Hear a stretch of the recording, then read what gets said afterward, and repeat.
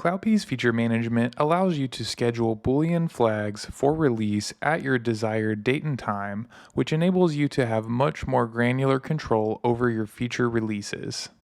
To get started, choose an environment that you would like to schedule a flag release and select your desired flag. You can use flag scheduling along with your other flag conditions, but for now I will simply select scheduled in the conditional configuration.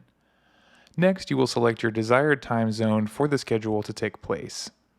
Once that's done, you will choose your preferred date and time to release to each percentage. After you select Save Targeting, your feature will be released at the scheduled time.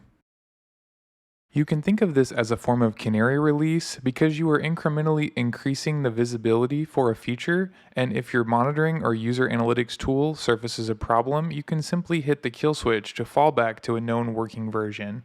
This practice is a powerful way to streamline your release process and provides a level up in continuous delivery maturity for your enterprise.